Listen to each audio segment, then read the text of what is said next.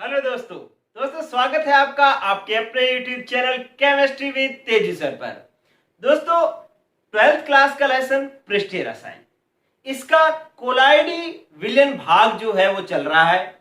इसमें हमने पीछे एपिसोड्स में कोलाइडी विलयनों का वर्गीकरण शुरू किया था, जिसमें पहला आधार पढ़ लिया था कि परिक्षिप्त परावस्था व परिक्षेपण माध्यम की अवस्था के आधार पर हमने कोलाइडी विलयन पढ़ लिए थे। आज हम पढ़ेंगे परिक्षिप्त परावस्था के कणों के आकार के आधार पर कोलाइडी विलयन का वर्गीकरण। तो कणों का आकार कितना है, इस आधार पर हम कोलाइडी विलयन पढ़ रहे हैं। तो पहला इसके अंदर जो प्रकार है वो है बहुआण्विक कोलाइड। बहुआण्विक कोलाइड। ये देखो दोस्तों, आपने बहुआण्विक कोलाइड सीखना है। शुरू कर रहा हूं मैं। क्या होता है कि इस प्रकार के कोलाइडी विलयनों में जो परिक्षिप्त परावस्था के कण होते हैं वो बहुत छोटे होते हैं। ठीक है, ये क्या है, परिक्षिप्त परावस्था के कण है और इनका आकार जो है वो 1 नैनोमीटर से कम होता है। दोस्तों अभी याद हो जाएगा, आपको दोबारा इन चीजों के लिए मेहनत नहीं करनी पड़ेगी। ये कणों का आकार 1 नैनोमीटर से क्या होता है, छोटा होता है। तो क्या यहां पर ये कोलाइडी विलयन होंगे? नहीं होंगे, क्योंकि कोलाइडी विलयन तो वो होते हैं जिसमें परिक्षिप्त परावस्था के कणों का आकार 1 से 1000 नैनोमीटर के बीच में होता है। यहां तो 1 नैनोमीटर से कम है, इसका मतलब अभी ये कोलाइडी विलयन नहीं है। तो क्या होता है कि ये जो छोटे छोटे कण है ना, ये आपस में मिल जाते हैं और मिल करके कई कण आपस में मिलकर के एक पुंज या समूह या गुच्छे का निर्माण कर लेते हैं। इस तरीके से यूं छोटे छोटे कण आपस में मिलकर के गुच्छों का निर्माण कर लेते हैं इस तरीके से। और ये जो पुंज या गुच्छा या जो समूह जो बनता है, इनका आकार जो है वो 1 से 1000 नैनोमीटर के बीच का होता है। तो ये क्या करते हैं कि छोटे कण परस्पर जुड़ करके या परस्पर वांडरवाल्स बंद द्वारा बंद करके, वांडरवाल्स बंद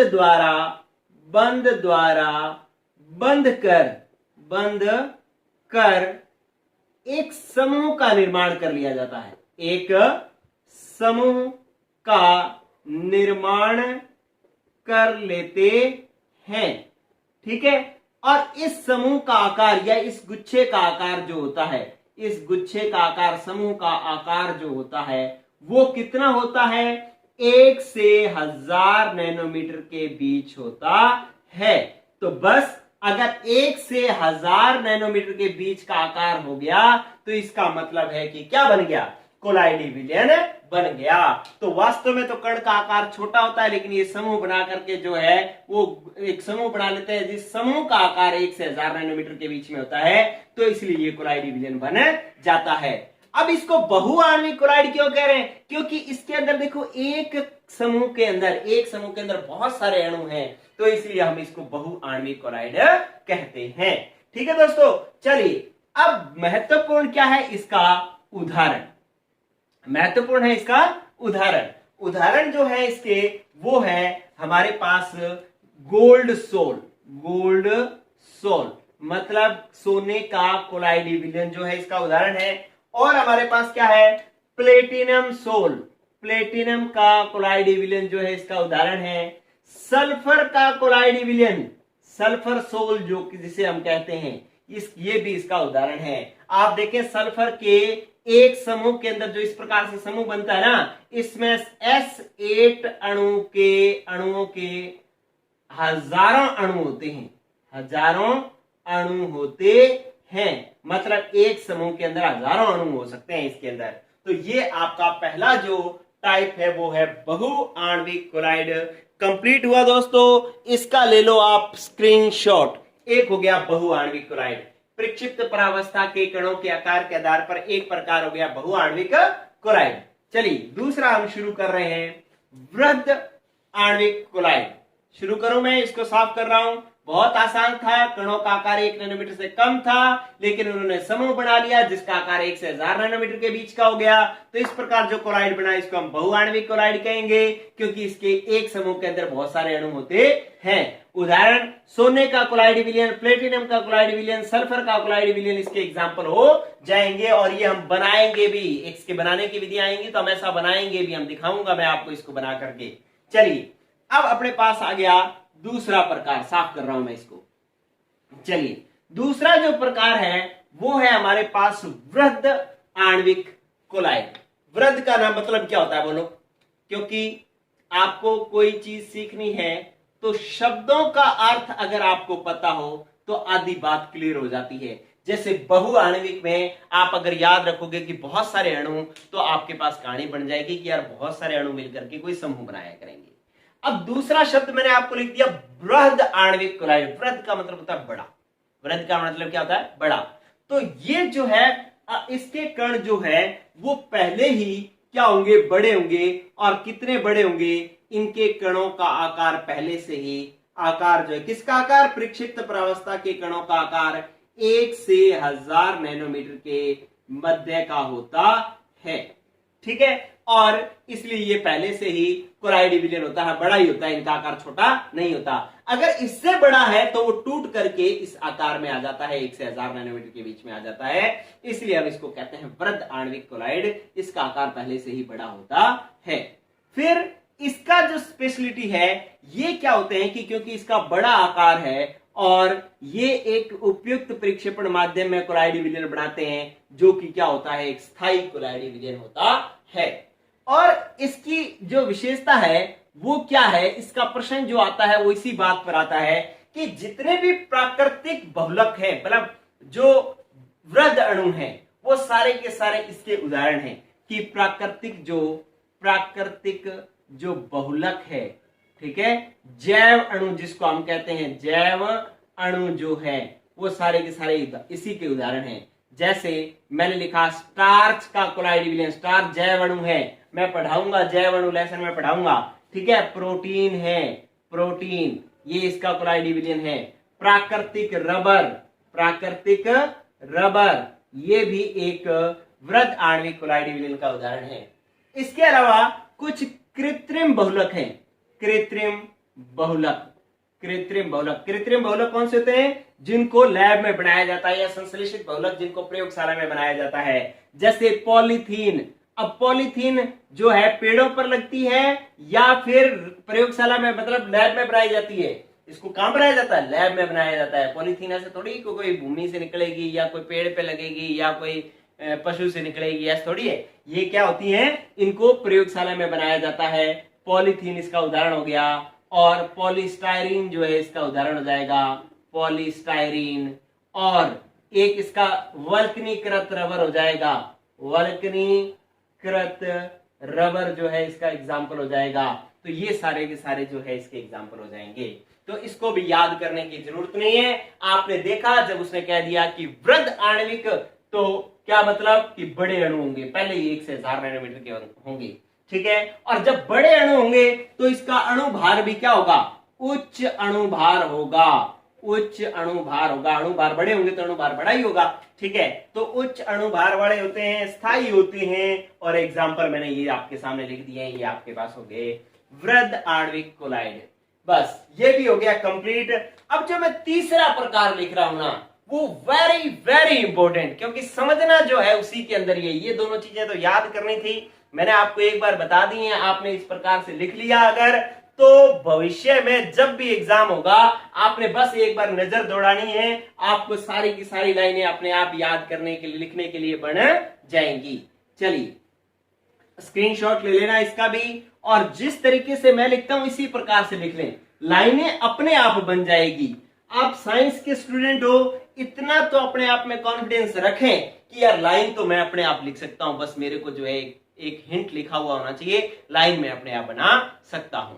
ठीक है, चलिए अब तीसरा जो प्रकार है वो इस टॉपिक की रीड है। आज का सबसे जरूरी टॉपिक यही है, जिसको हम कहते हैं क्या, इसको कई तरीके के कोलाइड कहते हैं। एक तो हम कहते हैं संगुणित कोलाइड, एक हम इसको कहते हैं सहचारी कोलाइड, एक हम इसको कहते हैं मिसेल कोलाइड। तो ये सारे के सारे इसी के ही नाम है। ये तीसरा प्रकार है, संगुणित कोलाइड, सहचारी कोलाइड या मिसेल कोलाइड जो है वो सारे इसी के ही नाम है और यही आज सीखना जरूरी है। देखिए बात कर रहा हूं मैं, शुरू कर रहा हूं। देखें आपको बिल्कुल एक एक चीज आराम से सीखते जाना है। ये क्या कहता है? ये कहता है कि कुछ प्रक्षिप्त परावस्थाएं ऐसी होती हैं, मतलब विलय जो ऐसे होते हैं जिनकी सांद्रता अगर कम हो तो वो एक विद्युत अपघट्य का काम करते हैं।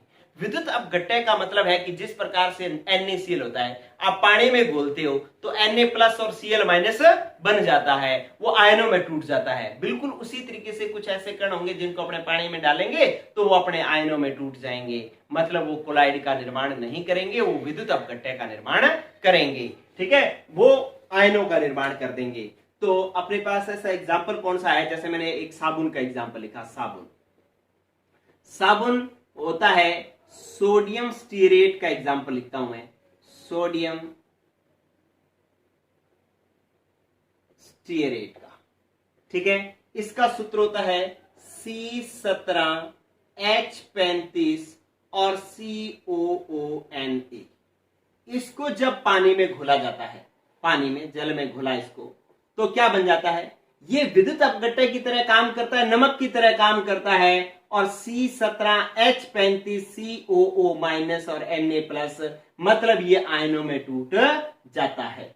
ठीक है, मैं कोशिश करूंगा इस पूरे को एक ही बोर्ड में समझाने की, अगर बन पाया तो, नहीं तो फिर मेरे को बोर्ड साफ करना पड़ेगा। चलिए, तो यहां पर ये किसकी तरह काम करता है कि यहां पर इसकी सांद्रता क्या है? सांद्रता है कम, सांद्रता है कम।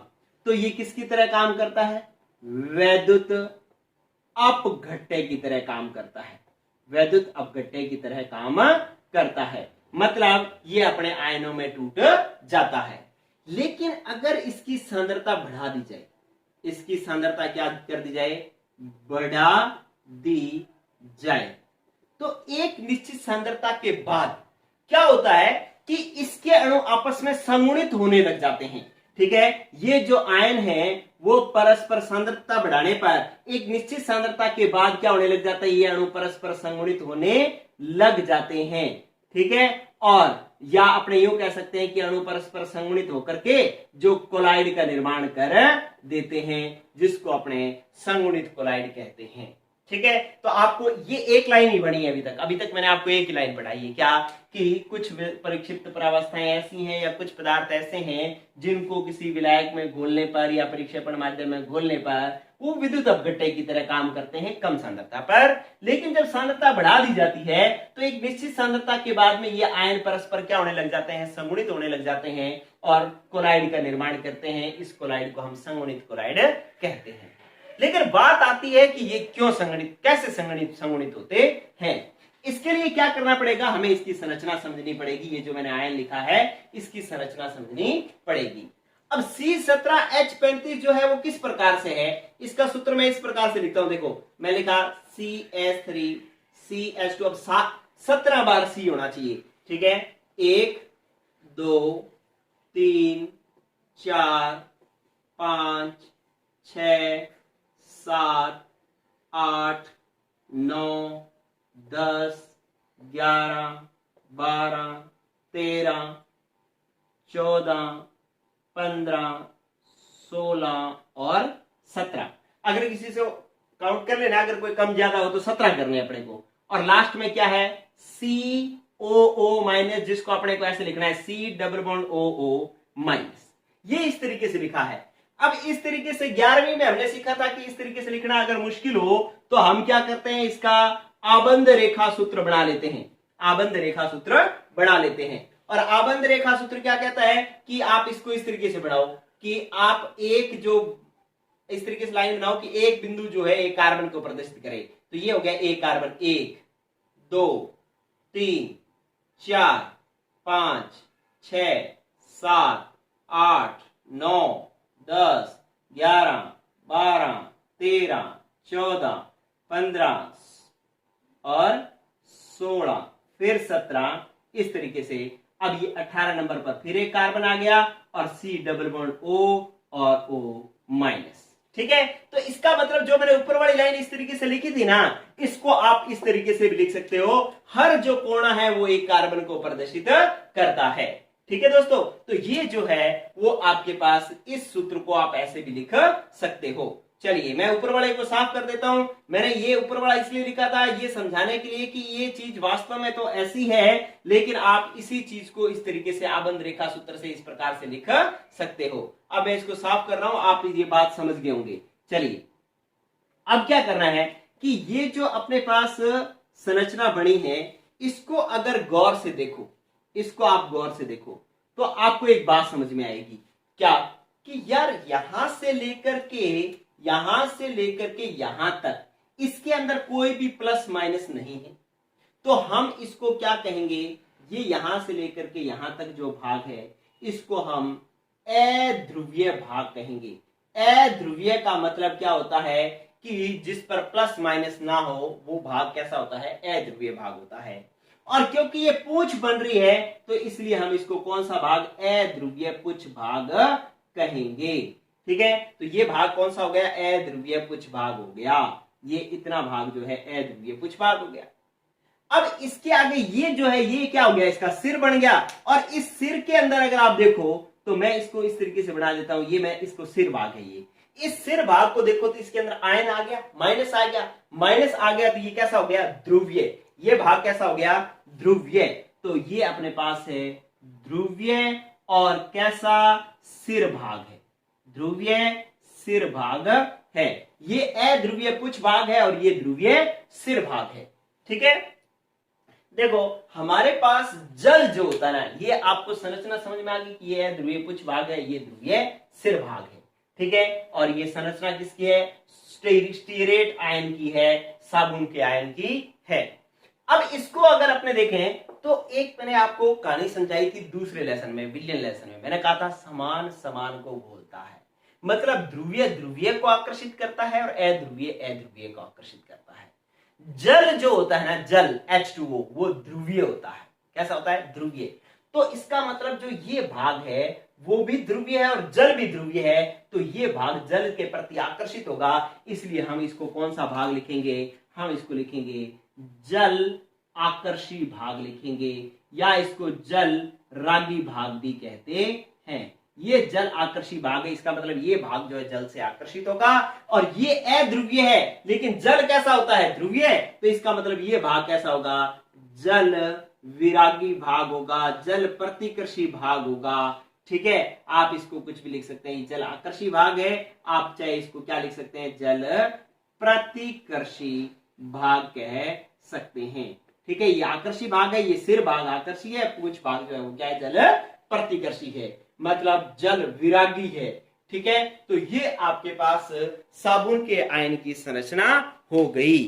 ठीक है, अब अपने क्या करेंगे कि ये जो आयन बना है इसका जैसे ही सांद्रता बढ़ाते हैं, ठीक है, तो क्या होता है, इधर देखें।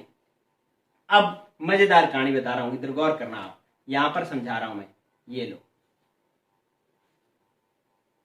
इधर देखें कि ये क्या पड़ा था, ये कोई पानी पड़ा था। ठीक है, आप इस बात को समझने की कोशिश करना मैं क्या कहना चाह रहा हूं। इसके अंदर हमने साबुन घोली, तो साबुन के आयन जब थोड़े पड़े थे तो वो इस प्रकार से पड़े थे, यू माइनस। अब ये COO माइनस है ना, इसको मैं लास्ट में इसको माइनस बना रहा हूं। ठीक है, अब इस प्रकार से बहुत सारे आयन पड़े थे यू। ठीक है, ये 17 है, पूरा नहीं बना रहा हूं मैं। ठीक है, आप अपने आप समझ लेना कि मैं इसको क्या कहना चाह रहा हूं। इस प्रकार से बहुत सारे आयन पड़े हैं, माइनस, इधर उधर बिखरे हुए पड़े हैं, माइनस, और ये C17H35 बन रहा है, और ये इस तरीके से पड़ा है, काफी पड़े। अब क्या है कि ये जो पूंछ वाला भाग है, इसको ये जो ग्रीन पेन से मैंने बनाया है, ये क्या है, जल। जल क्या करता है, इसको प्रतिकर्षित करता है। ठीक है, जल क्या करता है, इसको प्रतिकर्षित करता है। जल कहता है कि दूर हो जा मेरे से, ठीक है। तो अब ये क्या कहते हैं कि यार जिसमें हम रहते हैं ना, हम जिस जल में रहते हैं वो जल ही हमारे को क्या करता है, हमारे को प्रतिकर्षित करता है, हमारे को धक्के देता है। ठीक है। तो इनको जो है ये जल के प्रति क्या होता है, गुस्सा होता है, जल विरागी हो जाते हैं। कौन सा, ये पूंछ भाग जो है। ठीक है। लेकिन ये कुछ कर नहीं सकते क्योंकि थोड़े होते हैं। अब क्या कर दिया, इसकी सांद्रता बढ़ा दी, कहानी बना रहा हूं मैं इसको, इसकी क्या कर दी, सांद्रता बढ़ा दिया, और साबुन आ गई, और साबुन आ गई, और आयन बन गए इसके। ठीक है। ये और आयन बन गए। जब और आयन बढ़ गए तो इन सबको पता लगा कि यार अब हमारी संख्या बहुत हो गई है। अब हम क्या करते हैं कि इस जल के विरोध में हम एक संघ बनाएंगे, हम सब इकट्ठे होंगे और हम इसका विरोध करेंगे, हम एक पार्टी बनाएंगे। ठीक है। तो इन्होंने क्या किया कि जैसे ही सांद्रता बढ़ाई तो ये सारे के सारे आयन जो है वो जल से क्या करने लगे, विरोध करने लगे। और क्या होने लगे कि ये इन्होंने डिसाइड कर लिया कि हम सारे जो है वो जल से क्या हो जाएंगे, दूर होकर के रहेंगे। ठीक है। और जल से दूर होकर के किस प्रकार से रहेंगे, इन्होंने यूं बढ़ा लिया कि सारे के सारे अपने सारे इकट्ठे हो जाओ, पूछे पूछे सारी इकट्ठी हो जाओ। ठीक है। ये मैंने एक बीच में गोला बनाया और इसमें सारी पूछे इकट्ठी होगी इस तरीके से, ये लो, और ये माइनस हिस्सा। ठीक है। तो इस तरीके से यूं करके एक आपने सर्किल बनाना है और यूं पूंछ भाग जो है वो सारी की सारी इस तरीके से जोड़ देनी है। ये लो, ये लो। क्या ऐसा क्यों हो रहा है, क्योंकि जल के प्रति इनका क्या है, प्रतिकर्षण है। ठीक है। इस तरीके से ये आयन बन जाएगा। ये लो, ये लो। ठीक है। आप ये देख पा रहे हैं कि सारे के सारे जो अध्रुवीय पूंछ भाग जो था जिसको जल प्रतिकर्षित कर रहा था, उन्होंने सारों ने मिलकर के वो क्या हो गए, एक साथ बीच में इकट्ठे हो गए पूंछ भाग। और जो ध्रुवीय भाग था, जो माइनस वाला हिस्सा था, वो क्या रह गया, शीर्ष पर रह गया, मतलब इसकी परिधि पर रह गया। इस प्रकार से ये वाले अणु जो है वो क्या हो गए, संगुणित हो गए हैं। मतलब हमने जब सांद्रता बढ़ाई, सांद्रता बढ़ाने पर, ठीक है, ये आयन क्या हो गए हैं, संगुणित। ठीक है। जल प्रतिकर्षी भाग जो था, जो ये अध्रुवीय पूंछे जो थी जिनको जल जो है प्रतिकर्षित कर रहा था, उन्होंने इकट्ठे होकर के एक समूह बना लिया। ठीक है। अब ये जो समूह बना है इसके अंदर स्टीरेट आयन के कितने अणु हो सकते हैं, 100 अणु तक ये हो सकते हैं। और ये जो संरचना बनी है, इस संरचना को हम कौन सी संरचना कहते हैं, मिसेल कहते हैं। क्या कहते हैं, मिसेल कहते हैं। ठीक है। तो इस प्रकार से मिसेल का निर्माण होता है। आपसे जब संगुणित क्लोराइड पढ़ोगे आप किताब में, तो पहले ये सारी बात होगी, फिर यहां पर हेडिंग आएगी कि मिसेल का निर्माण या मिसेल के निर्माण की क्रियाविधि। तो आप कहेंगे कि साबुन की संरचना इस प्रकार से होती है, इसका अध्रुवीय भाग होता है जिसको जल जो है प्रतिकर्षित करता है। जैसे ही साबुन के स्टीरेट आयनों की संख्या बढ़ जाती है तो ये क्या करते हैं कि अध्रुवीय भाग सारे एक साइड हो जाते हैं और ध्रुवीय भाग जो है वो शीर्ष साइड हो जाते हैं, और ये एक समूह 100 अणुओं तक का एक समूह बना लेते हैं जिसे हम मिसेल कहते हैं। ठीक है दोस्तों। तो इस प्रकार से मिसेल का निर्माण होता है। अब यहां पर मिसेल का निर्माण होने की क्रियाविधि भी आपको समझ में आ गई। फिर एक चीज और देखें, ये मिसेल बना है, इस मिसेल का महत्व बहुत है, अभी मैं समझाऊंगा क्या है, लेकिन मिसेल बना कैसे ये समझ में आ गया ना। अब इस मिसेल का आकार जो है वो 1 से 1000 नैनोमीटर के बीच का है, इसलिए ये एक कोलाइड है और ये एक कोलाइड है। तो इस कोलाइड को एक नाम दे दिया गया, कौन सा कोलाइड, संगुणित कोलाइड, सहचारी कोलाइड या मिसेल कोलाइड, क्योंकि मिसेल का निर्माण होता है, ये संरचना जो है वो मिसेल है। अब आपको यह पता लग गया कि इस मिसेल का निर्माण कम सांद्रता पर नहीं होता है, कम से कम एक निश्चित सांद्रता होनी चाहिए, उसके बाद ही जो है वो कोलाइड का निर्माण होता है। तो इस जो सांद्रता है इसको हम कहते हैं क्रांतिक मिसेल सांद्रता। ठीक है। तो अब अपने पास एक परिभाषा आ जाएगी कि क्रांतिक मिसेल सांद्रता किसे कहते हैं। तो अपने पास क्रांतिक मिसेल सांद्रता जो होगी वो होगी कि अब एक यहां पर एक लाइन लिख रहा हूं कि मिसेल का निर्माण एक निश्चित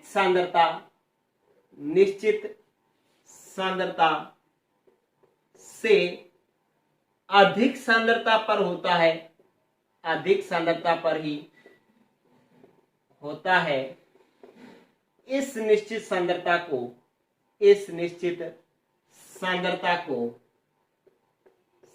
को क्रांतिक मिसेल सांद्रता कहते हैं, क्रांतिक मिसेल सांद्रता कहते हैं। पेपर में बहुत बार पूछा जाता है कि क्रांतिक मिसेल सांद्रता किसे कहते हैं, तो आपको समझ में आ गया कि क्रांतिक मिसेल सांद्रता किसे कहते हैं कि मिसेल का निर्माण एक निश्चित सांद्रता से अधिक सांद्रता पर ही होता है, उससे कम सांद्रता होगी तो मिसेल का निर्माण नहीं होगा, और जिस निश्चित सांद्रता से अधिक सांद्रता पर मिसेल का निर्माण होता है उसी को हम क्रांतिक मिसेल सांद्रता कहते हैं, और इंग्लिश में इसको क्रिटिकल मिसेल कंसेंट्रेशन कहते हैं, तो इसको CMC भी लिखा होता है, क्रिटिकल मिसेल कंसेंट्रेशन। ठीक है, इसी के अलावा एक और परिभाषा जो पेपर में पूछ ली जाती है वो होती है क्राफ्ट ताप। ठीक है, तो वही भी क्राफ्ट ताप की भी यही परिभाषा कि मिसेल का निर्माण एक निश्चित ताप से अधिक ताप पर ही होता है, इस ताप को हम क्राफ्ट ताप कहते हैं। ठीक है, तो आपके पास क्या परिभाषा आ जाएगी क्राफ्ट ताप का, क्राफ्ट ताप की कि मिसेल का निर्माण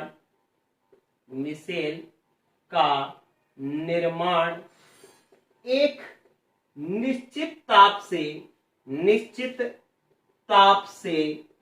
अधिक ताप पर ही होता है, अधिक ताप पर ही होता है, इसे क्राफ्ट ताप कहते हैं, क्राफ्ट ताप कहते हैं।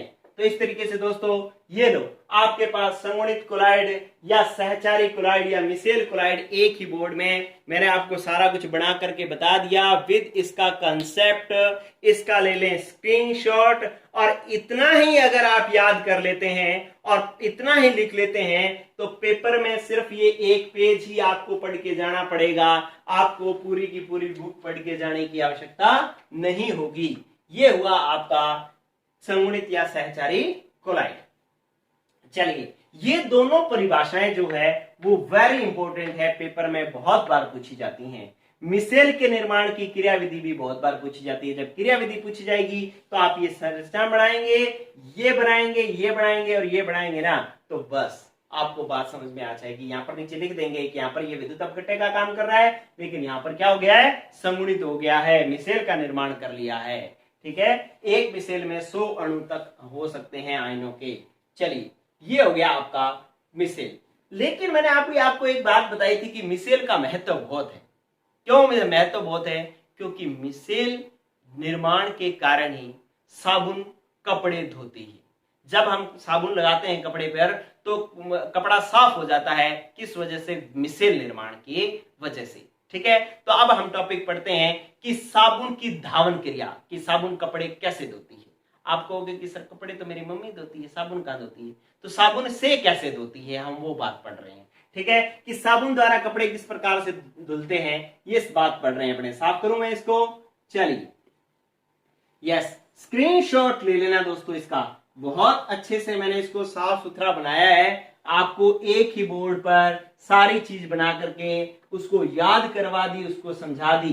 ठीक है, सांद्रता की परिभाषा भी एक निश्चित सांद्रता से अधिक सांद्रता पर मिसेल का निर्माण होता है, इस सांद्रता को हम क्रांतिक मिसेल सांद्रता कहते हैं, और मिसेल का निर्माण एक निश्चित ताप से अधिक ताप पर ही होता है, इस ताप को हम क्राफ्ट ताप कहते हैं। ये दोनों परिभाषाएं पेपर के लिए बहुत महत्वपूर्ण है। चलिए, अब है साबुन की धावन क्रिया।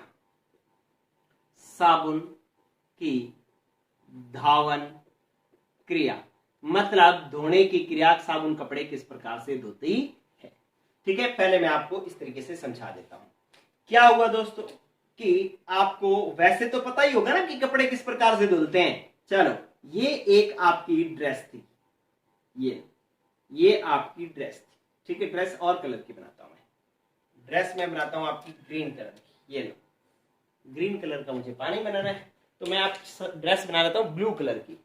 ये लो, ब्लू ड्रेस है आपकी। ये लो, ये आपकी ब्लू कलर की ड्रेस थी। ठीक है, इस ड्रेस पर आपने खाना खाते वक्त या कोई काम करते वक्त आपके यहाँ पे डस्ट लग गई या कोई ये मैल लग गई, इस पे अशुद्धि लग गई। ठीक है, अब ये क्या है?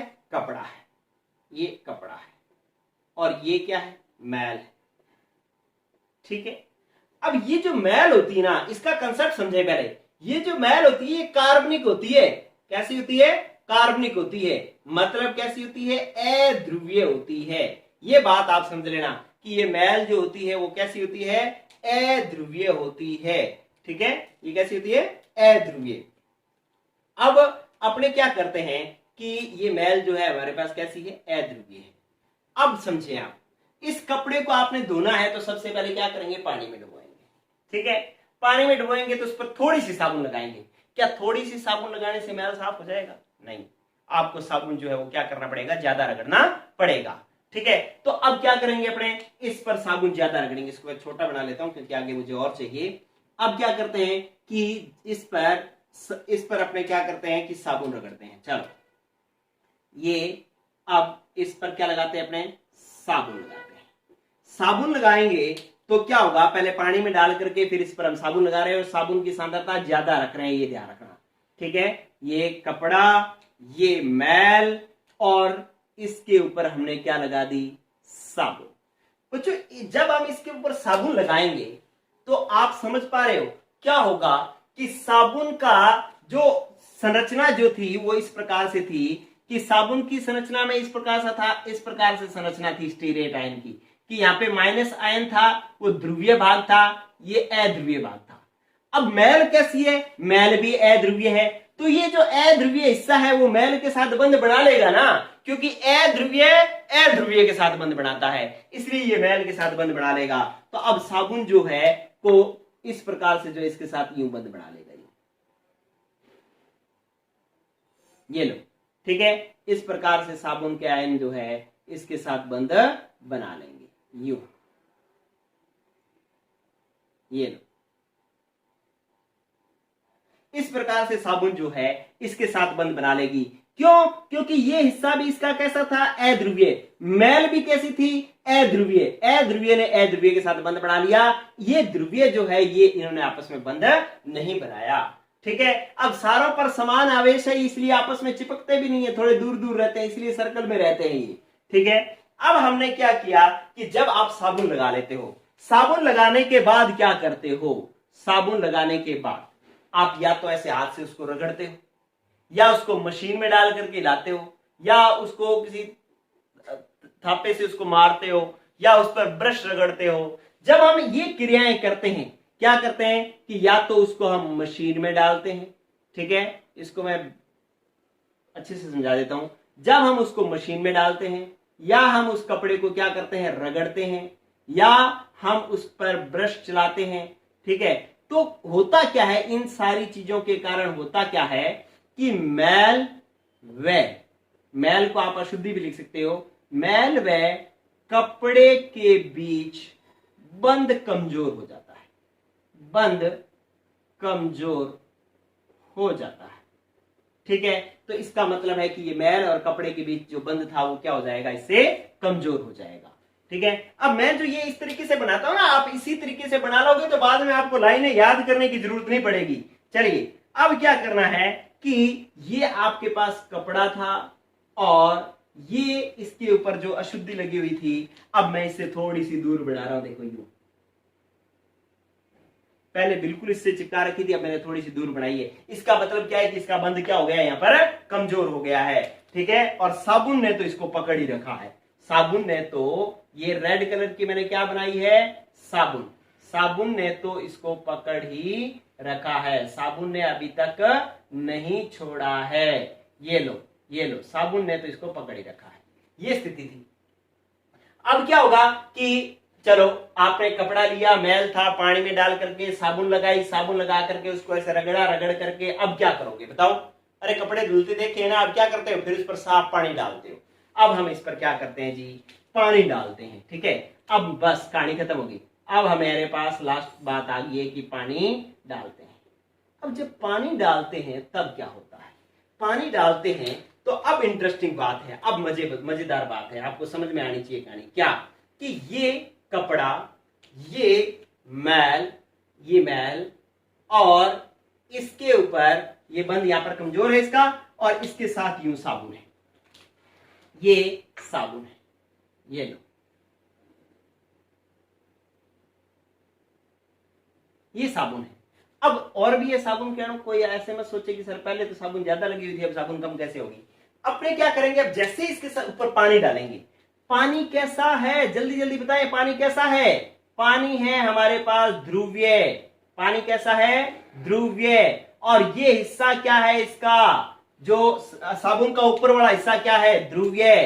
तो इसका मतलब है साबुन का ये माइनस वाला हिस्सा ध्रुवीय है और जल भी ध्रुवीय है। तो ये क्या करेगा, जल के साथ बंध बना लेगा और जैसे ही आगे जाएगा तो साबुन जो है वो साबुन उस मैल को लेकर के क्या हो जाएगी, अलग हो जाएगी। मैल हमारे पास ये रहा बीच में और साबुन जो है वो पानी के साथ बंध बना करके चला जाएगा और इसको क्या करेगा, इस तरीके से साबुन जो थी वो इस तरीके से यूं, बहुत सारे अणु होंगे, मैंने 4 ही बनाए, और ये जल के साथ बंध बना करके चला जाएगा, चाहे वो आगे नाली वाली में चला जाएगा और कपड़ा जो है वो हमारा क्या हो जाएगा, कपड़ा बच जाएगा साफ, इस पर कोई मैल नहीं होगी। इस प्रकार से इसकी धावन क्रिया है। दोबारा समझ लें, कपड़ा अशुद्धि, मैल कैसी होती है, कार्बनिक, कार्बनिक मतलब अध्रुवीय, कोई प्लस माइनस नहीं होता। जैसे ही साबुन लगाई जाती है तो साबुन का अध्रुवीय हिस्सा मैल के अध्रुवीय भाग से बंध बना लेता है। अब जब हम इसको रगड़ते हैं, मशीन चलाते हैं, ब्रश डालते हैं तो मैल और कपड़े के बीच में बंध कमजोर हो जाता है। फिर उस पर पानी डालते हैं तो ये जो माइनस हिस्सा है वो क्या करता है कि जल के साथ बंध बना लेता है और जल के साथ तैर करके अलग हो जाता है और कपड़ा जो है साफ अलग बच जाता है। अब इतना समझने के बाद भी कोई बच्चा कहे सर मेरे को तो अभी भी नहीं समझ में आया, कोई कहे कि मेरे को तो अभी भी नहीं समझ में आया, तो चलो जी एक और तरीका बताते हैं, बिल्कुल आसान तरीका। क्या कि अपने पास क्या है कि मैं यूं बनाता हूं, आप समझे बात को। ये बोर्ड आपको यहां से दिख रहा होगा, यहां पर दिख रहा होगा बोर्ड, मैं एक बार देखता हूं कि आपको दिख रहा है या नहीं दिख रहा। नहीं दिख रहा, आपको डस्टर पड़ा हुआ नहीं दिख रहा, ठीक है कोई बात नहीं। यहां क्या करते हैं कि ये मैं एक कपड़ा ले लेता हूं, ठीक है, और इस कपड़े के ऊपर ये मैल है, ठीक है, ये कपड़ा है, इस कपड़े के ऊपर ये क्या है, मैल है, ठीक है। अब अपने को क्या करना है कि यहां पर इस कपड़े के ऊपर मैल लगी हुई है और यूं इस तरीके की स्थिति है ये, ठीक है, आपको दिख रहा होगा ये कपड़ा था, इस पर ये मैल लगी हुई है। अब जब इस पर साबुन लगाया तो मैं साबुन हूं, मेरे दो हिस्से हैं, ये अध्रुवीय हिस्सा है, ये ध्रुवीय हिस्सा है, दो हिस्से हैं ये, ठीक है। जैसे ही साबुन लगाया जाएगा तो मैं इसको, मेरा ये जो अध्रुवीय हिस्सा है, ये मैल कैसी है, ये भी अध्रुवीय है, मेरा अध्रुवीय हिस्सा इसके साथ क्या कर लेगा, बंध बना लेगा और चारों तरफ से मैं इसको घेर लूंगा ऐसे बंगड़ा स्टाइल में, ऐसे एक हाथ यूं एक हाथ यूं ऐसे करके बांध लूंगा, मैं चारों तरफ से घेर लूंगा और क्या बन जाएगा, मिसेल। ये क्या बन गया है, मिसेल। अब जैसे ही पानी डाला जाएगा तो ये मेरा भाग कैसा है, ये ध्रुवीय है, पानी कैसा है, ध्रुवीय है, तो मैं क्या करूंगा, उसके साथ बंध बना लूंगा और पानी के साथ बंध बना लूंगा। तो जैसे ही पानी जो है आगे जाएगा तो मैं पानी के साथ बह जाऊंगा और ये मैल भी साथ में ले जाऊंगा और कपड़ा क्या हो जाएगा, साफ। ठीक है दोस्तों, तो इस प्रकार से भी इस टॉपिक को समझ सकते हैं। तो ये हुआ आपका प्रक्षिप्त परावस्था के कणों के आकार के आधार पर कोलाइडी विलयनों का वर्गीकरण और साबुन की धावन क्रिया। मिसेल का महत्व भी आपको समझ में आ गया कि ये जब मिसेल बनता है तभी कपड़ा धुलता है, अगर ये चक्कर नहीं बनता, मिसेल नहीं बनता तो कपड़ा भी नहीं धुलता। अगर इसकी जगह, साबुन की जगह अगर अपमार्जक लिया जाए तो भी वो यही काम करता है, सोडियम लॉरेल सल्फेट जो लेते हो आप, वो भी यही काम करता है, इसी तरीके से कपड़े धोता है। ओके, ये आपका टॉपिक हुआ खत्म दोस्तों, गुड बाय, पढ़ते रहो, बाय।